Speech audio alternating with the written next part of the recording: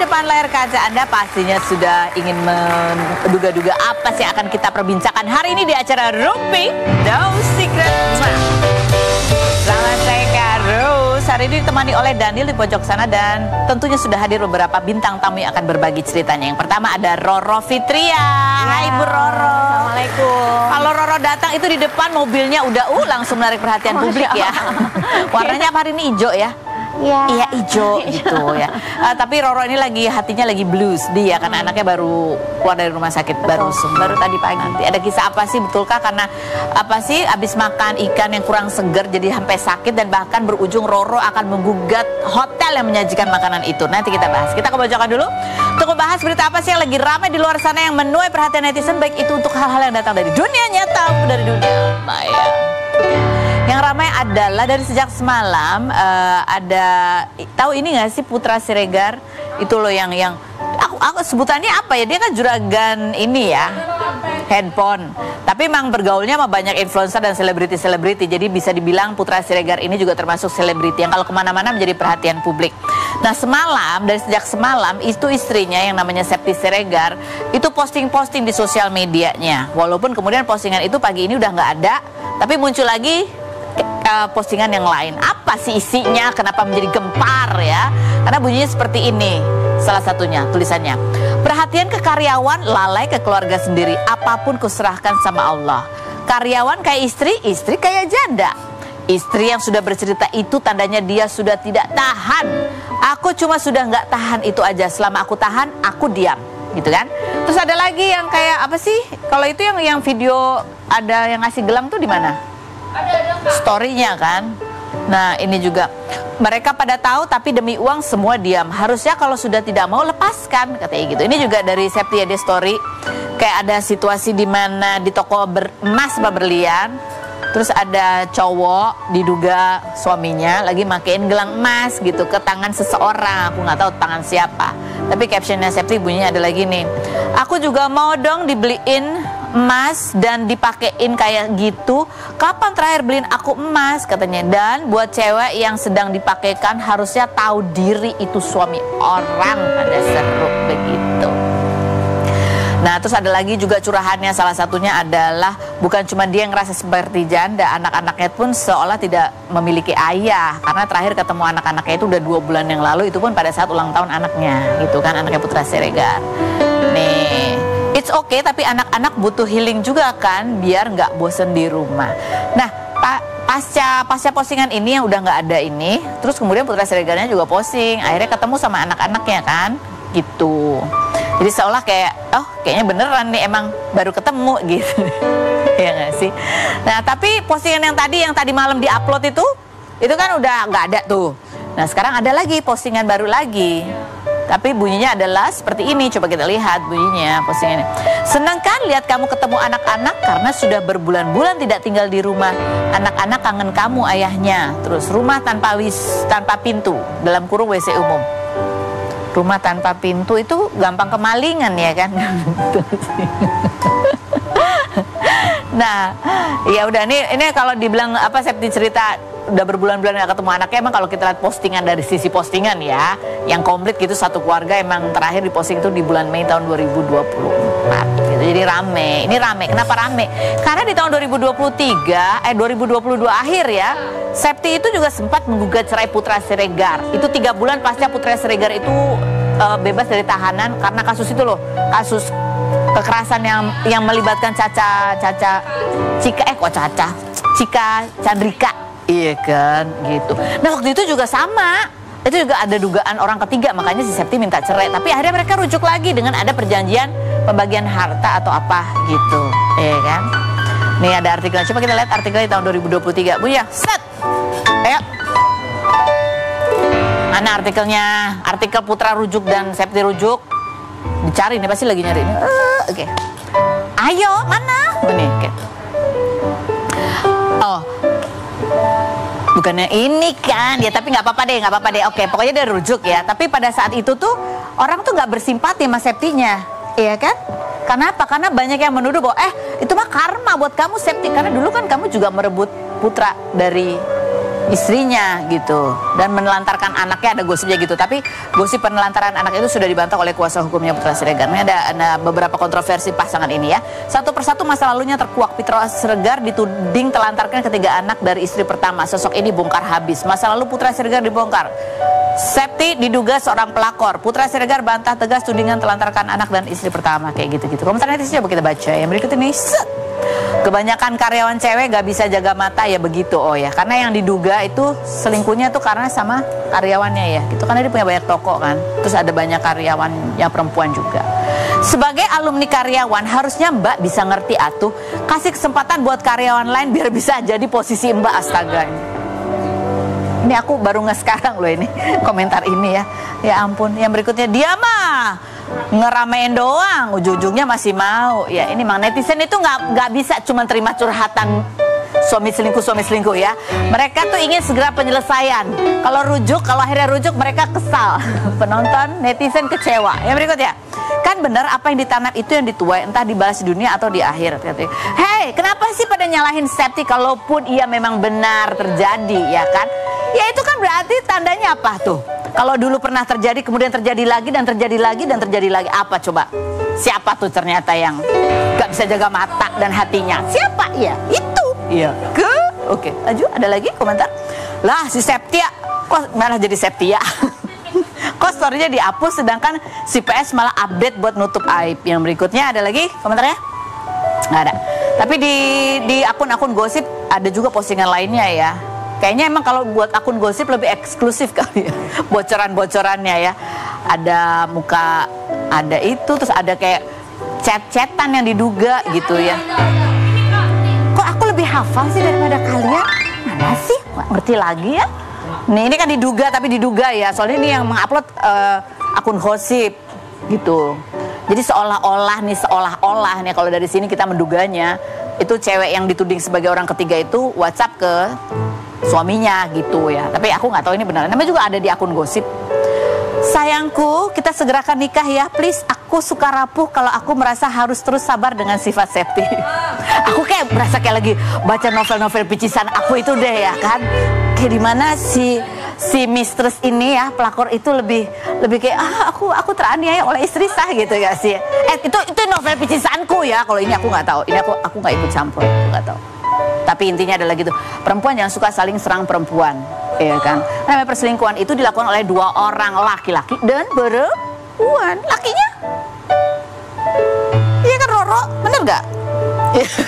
Ceraikan saja. Roro lagi abis sedih, jadi dia cuman, coba kalau biasanya, iya gitu ya. Kita langsung ke Roro Fitria, kita lihat dulu profilnya berikut ini. Sudah bersama dengan Roro Fitria. Coba kita lihat ya postingannya Roro tentang anaknya kemarin ya mengalami reaksi alergi gitu ya. Tulisannya adalah rest in peace, perlindungan konsumen atas food intolerance, reaksi alergi makanan yang tidak fresh yang disajikan Hotel G di Bandung hingga mengakibatkan King Sultan opname berhari-hari dan bahkan baru keluar. Ya, baru tadi pagi begitu ya. Jadi kronologinya gimana sih? Makan ini ikan salmon kan? Betul. Matang. Matang. Jadi cuman untuk segi kualitas maupun cara pengolahannya kan kita tidak tahu. Yeah. Cuman that's simple, ketika setelah Baby Sultan makan kurang lebih di pukul 19.00 dia makan malam ya? Iya, makan malam di tanggal 4 Juli. 10 menit kemudian badan mulai panas. Oh, anget. Gitu. Oke, panas. Ya, panas, lalu bibir bengkak, lalu muntah-muntah dan diare berulang. Aduh, dan setelah itu lemas sekali karena tidak mau makan, tidak mau minum karena bibirnya tambah bengkak seperti itu. Ya ampun, kasihan. Terus langsung saya larikan ke Rumah Sakit Advent Bandung. Dan di situ dilakukan diagnosa oleh beberapa dokter, tidak hanya satu dokter, dan dinyatakan bahwa ada food intolerance atau alergi keracunan makanan yang kurang baik kualitasnya maupun cara pengolahannya dari santapan yang terakhir. Nah, santapan terakhir itu adalah santapan ikan salmon di hotel itu bintang 5 itu. Oke, jadi nggak lama sesudah makan itu muncul tuh badannya mulai hangat gitu ya, mulai panas. Panas sampai 39 derajat. 39 derajat. Kamu dia lagi berkegiatan juga nih sama? Berkegiatan family camp di salah satu penyelenggara ustadz yang terkenal di Indonesia. Tapi kan kamu bawa ini Baby Sultan itu malam itu juga atau baru besok ya kamu bawa ke? Bawa itu sekalian family camp itu berarti acara keluarga. Enggak, maksudnya dibawa ke rumah sakitnya? Langsung malam tuh makan malam terus udah gitu besok paginya kamu. Iya. Berarti malamnya kan dia resah tuh pasti. Resah, nangis terus, rewel, terus nggak bisa bobo, udah gitu bengkaknya tambah, terus muntah-muntah, diare gitu. Apa waktu dia malam tuh gitu, kamu nggak kepikiran langsung bawa IGD aja atau? Karena memang tidak pernah terjadi sebelumnya alergi makanan apapun. Jadi aku pikir sih mungkin kecapean, lalu masuk angin gitu ya. Jadi aja deh gitu betul. ya. Dan di situ ada mungkin bisa dilihat di CCTV hotel tersebut jam 12 malam babysitternya masih keluar ngambil obat yang saya pesen di Halodoc. Gitu, obatnya berupa paracetamol baby buat panasnya ya. Ya, Thermorex sama baby fever yang di jidat. Nggak tidur dong berarti? Tidak tidur semalaman gitu. Terus kamu bawa ke rumah sakit akhirnya? Iya. Dan di opnam kurang lebih 4 hari. 4 hari gitu ya. Apa yang kamu rasakan nih Bu? Ini anak semata wayang, masih kecil lagi ya. Iya. Aduh, panik banget pasti. Iya, seperti Mbak Feni tahu kan Baby Sultan itu semangat hidup saya ya.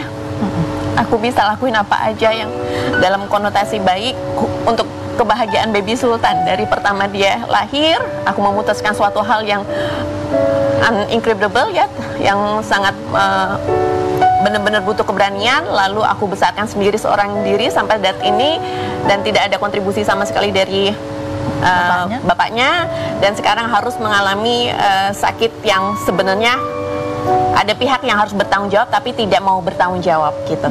Kenapa kamu bilang dia tidak mau bertanggung jawab? Kamu sempat menghubungi pihak manajemen? Sudah. Jadi baik saya maupun manajer saya sudah melakukan komunikasi langsung oleh duty manajernya, disampaikan bahwa ya tidak bisa bertanggung jawab gitu, karena kita menyampaikan bahwa punya standarisasi sendiri, terus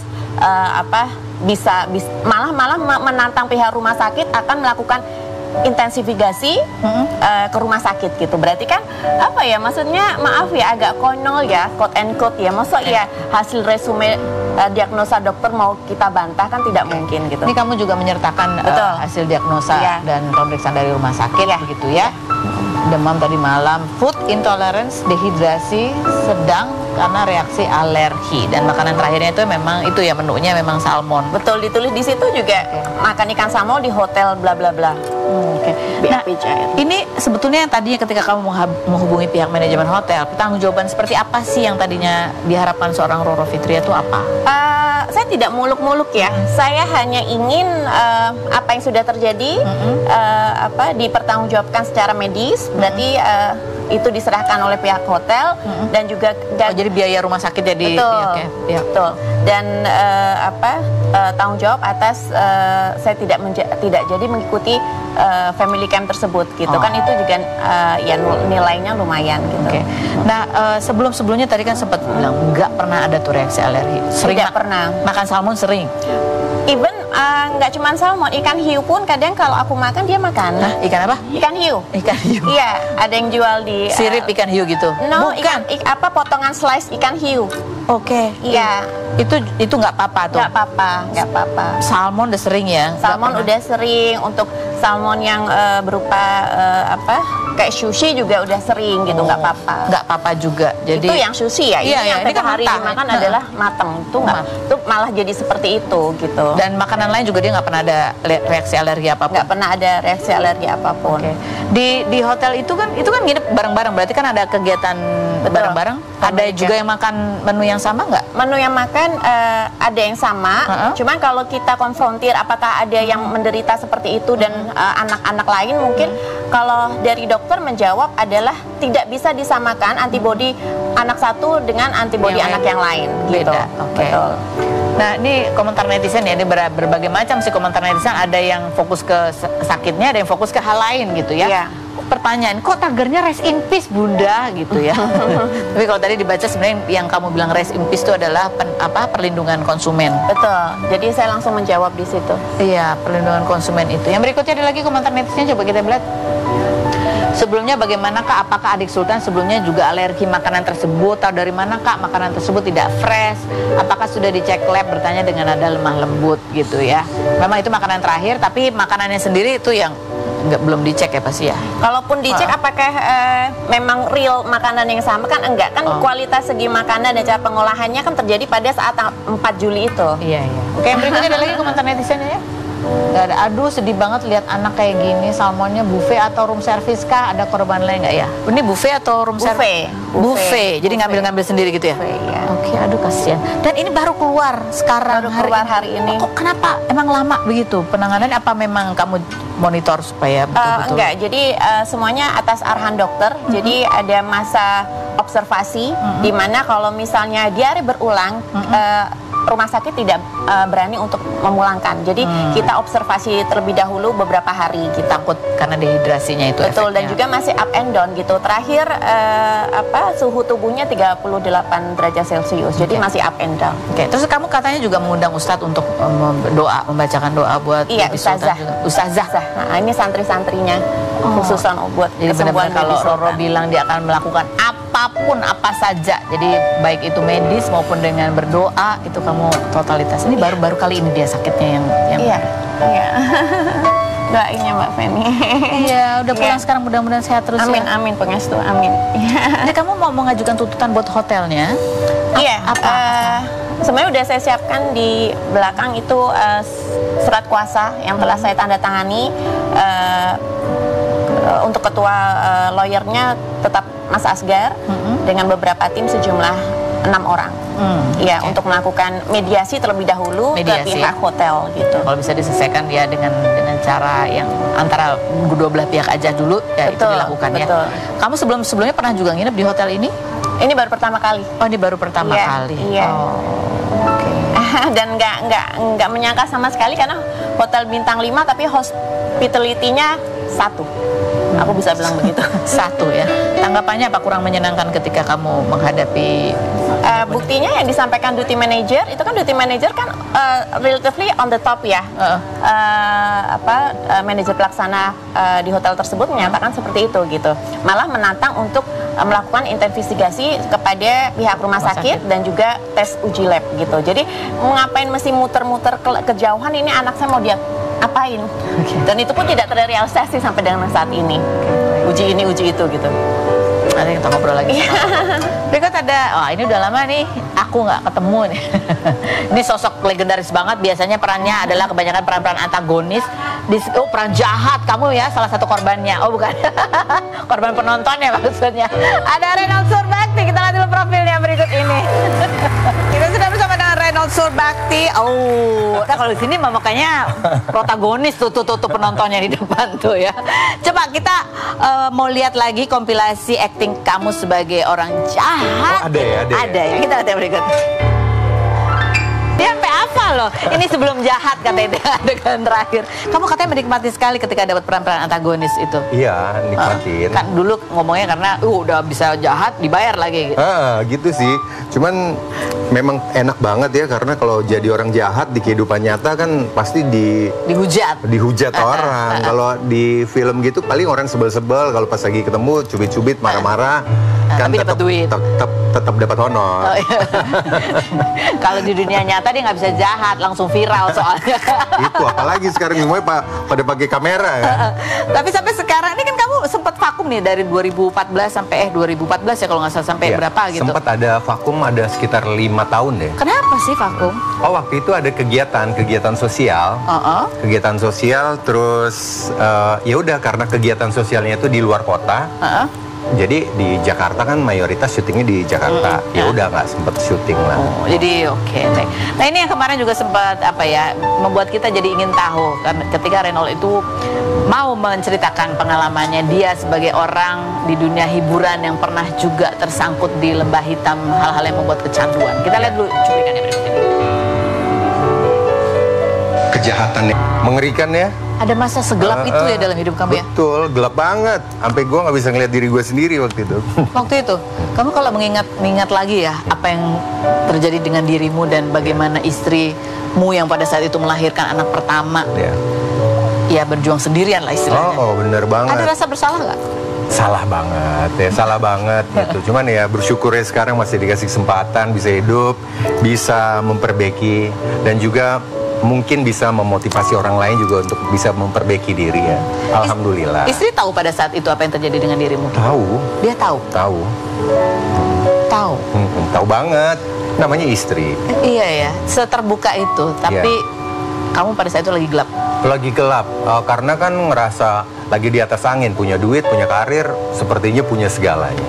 Sepertinya punya segalanya. Dan jadi nggak memperhatikan lagi orang lain. Mikirnya kalau orang ego itu kan gue dan gue. Seperti itu sih, Mbak. Oke, ini ini foto pernikahan kamu, dan kamu sempat melihat foto ini gitu ya. Apa yang terlintas ketika kamu lihat foto ini? Wah, ngaco banget. Ngaco banget. Nih nggak bilang kamu nggak tidur, udah nggak jelas gitu. Iya aja gitu. Cuman mungkin orang karena ini ya, karena saya kan usahanya atau kegiatannya itu seni peran kan. Jadi seolah-olah sadar. Bisa acting ya? Padahal mungkin tidur tuh sebenarnya. Kamu sekarang nih, Reynold yang di sini sekarang mau ngomong sama Reynold yang di sana, kamu mau ngomong apa? Mau ngomong gini, dulu tobat deh. Tobat deh. Seandainya dia tobat lebih cepat, apa yang berubah? Sekarang pasti gue udah jadi jenderal. Akan lebih sukses, lebih kaya. Amin, gitu. Amin. Apa yang terjadi? Kan kamu bilang akhirnya ada satu momen di mana kamu mulai memperbaiki diri. Iya. Apa yang memukul kamu sampai kamu sadar? Yang memukul sih sebenarnya enggak ya. Proses perubahan itu gradual. Gradual. Enggak begitu mentok banget, abis itu langsung berbalik, enggak. Itu proses step by step gitu. Jadi memang ya mungkin jalan hidup setiap orang kan beda ya, kasih Tuhan ya. Jadi ada yang memang mentok banget, kalau saya gradual. Seperti sadar sedikit-sedikit gitu. Kok gue gini terus ya? Kok gue gini terus ya? Kok gue gini terus ya? Baru dibawa ke arah kehidupan yang lebih baik. Seperti itu sih. Awal-awal ketika mulai mikir dan mulai bergerak untuk berubah, itu momen apa? Momennya waktu itu mulai bergerak itu karena kondisi ekonomi ya. Karena namanya juga orang pemabok ya, udah pasti fisiknya nggak bagus. Sedangkan kita kan yang dituntut salah satunya adalah fisik dan kemampuan kan. Itu udah mulai turun sehingga mungkin produser melihat, oh ini anak ini nggak fresh. Terus akhirnya tawaran semakin menurun, ekonomi menurun. Terus sempat ada mentok-mentoknya itu, sempat nggak bisa bayar sekolah, nggak bisa ini gitu. Baru mikir, ih gila gue udah kayak gini nih ya tiba-tiba. Dari yang punya duit banyak nggak bisa bayar uang sekolah. Sampai kayak gitu. Terus baru di situ udah mulai, ini gue mesti balik ke Tuhan lagi nih. Nah seperti itu sih. Dari situ proses memperbaiki diri step by step. Jadi itu sekitar tahun 2012. 2010-an itu deh. Baru mulai bergerak. Apa yang terjadi? Gimana cara kamu bisa bergerak sampai akhirnya menuju ke arah yang semakin baik? Selain berikut ini jangan kemana-mana. Tetap di Rumpi Mas.